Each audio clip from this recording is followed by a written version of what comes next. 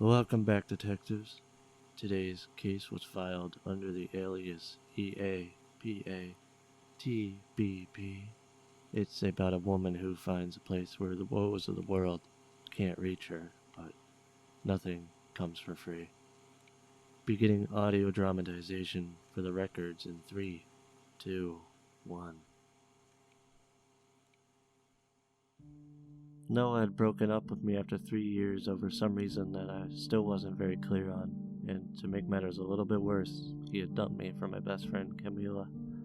I had lost a boyfriend and a close childhood friend, all on the same day.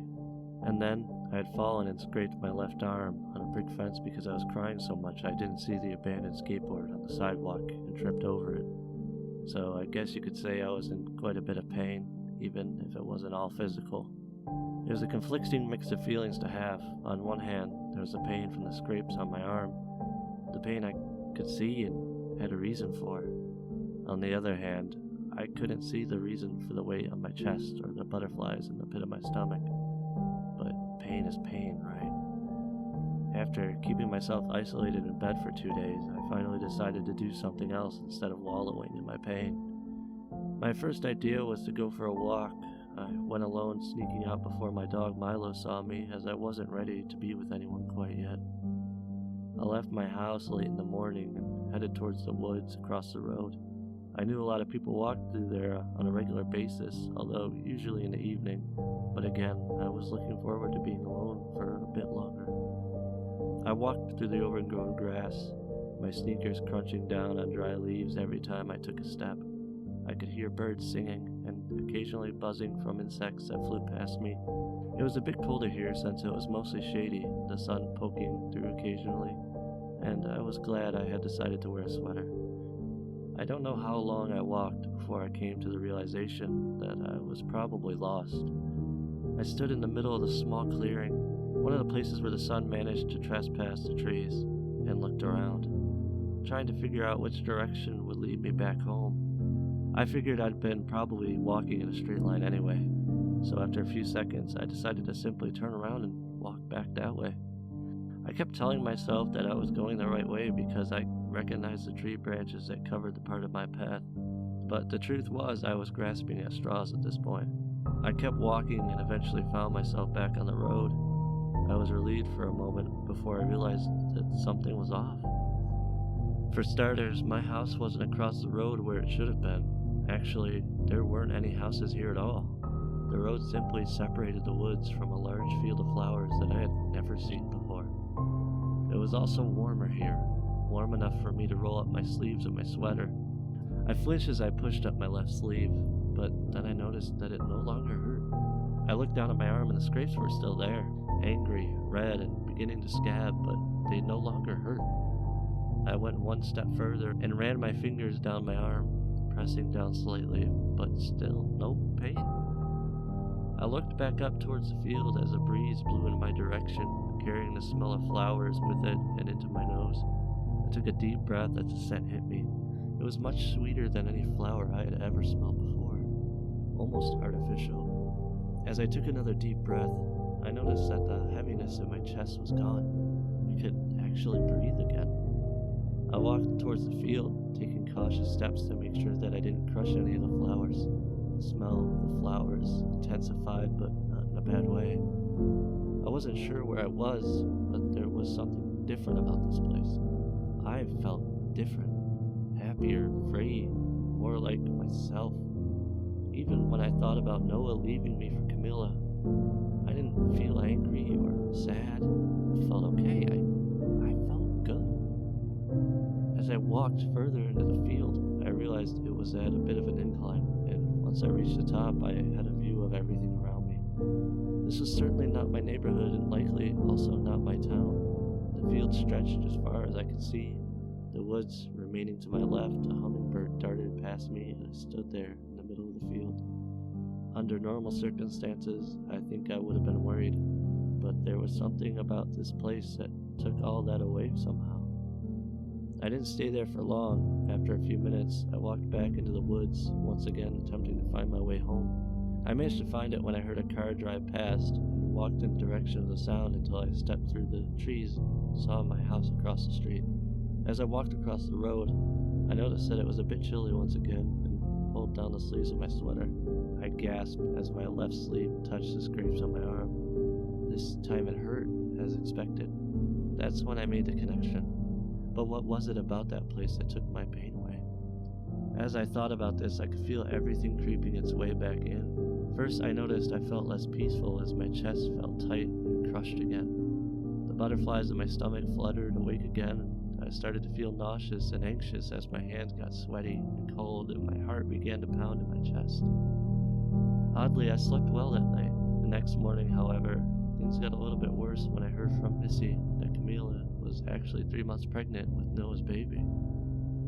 I felt like someone had pulled the rug out from under my feet, knocking the wind out of me as the world flipped upside down. That afternoon, I ran back into the woods and surprisingly found the field again. As soon as I stepped through, I felt a rush of peace again, and nothing mattered anymore. Not the cheating, not the pregnancy, not the scrapes from my arm.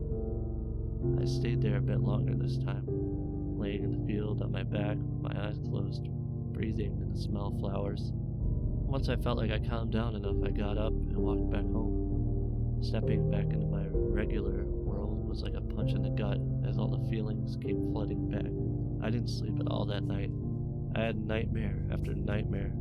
I was running through the woods, running from something that I couldn't see, but that I could feel looming over me, heavy like humidity after a hot and rainy summer day. No matter how fast I ran or in what direction I went, I could not find the field. The next morning I got up before sunrise, planning on spending my entire morning in the field. I let Milo out to do his business first, and when I walked back to get him, I found him dead in the middle of the road. I doubled over on the side of the road feeling sick, but there was nothing in my stomach for me to throw up. I ran into the woods until I stepped through to the other side, where the feelings evaporated once again. I fell asleep in that field, and then reluctantly made my way back. When I stepped out into the road, I felt exhausted. Milo wasn't in the middle of the road anymore, but I knew he wasn't alive. I sulked in my house for the rest of the day, once again finding myself attached to my bed. At 5:23 p.m., I got the call. My sister Darcy was in a bad car accident and was in a coma. I didn't get out of bed to go see her. I lied and told my mom that I was busy and I would make it down the next day. The next morning, I still didn't get out of bed. I couldn't go to the field either since the thunderstorm blew in, and so I laid on my bed in the dark, listening to the sound of rain falling on the roof of my house, where I cried myself to sleep on and off throughout the day. The few minutes of sleep that I got were riddled with versions of the same nightmare from before. Only this time I could feel pain all over my whole body as I ran from something that I couldn't see. Each time I fell asleep, I would fall back into the same nightmare, and each time I did, the thing that followed me got closer and closer until I felt like I was being suffocated by the thing that I still couldn't see. The next morning at 4 a.m., I got up and walked across the road. Wrapped in a blanket, I made it to the field and simply sat there, taking deep breaths, and I appreciated the fact that I couldn't feel anything at all. My face felt tight from the tears that had been steadily streaming down my face all night. There was a lump in my throat, but besides that, I felt okay. Not good, but okay. And for the time being, okay was enough. I suddenly remembered Darcy, and how I'd promised my mom that I would be there today. I got up and ran through the woods again, throwing my blanket off as I walked into the house. I grabbed my phone off my bedside table and saw the 10 missed calls from my mom, along with more than 20 text messages. I scrolled through the text messages first.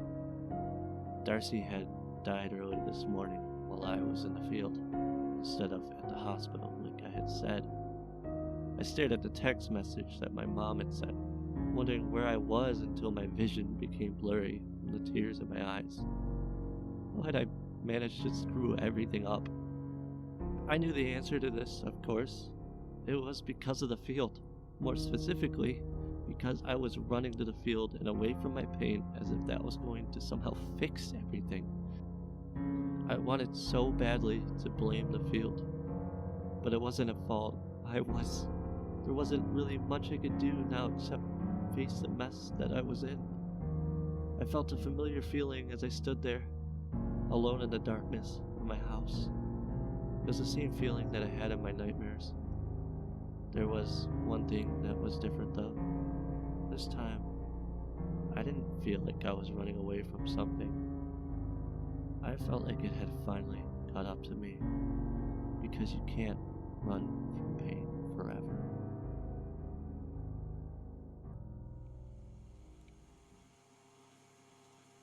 Not every case file ends in a bloodbath or some great revelation. Some of them just linger and die out quietly. It can be easy to want to run from pain, to reach out and grab at anything that's going to make it stop, even for just a moment.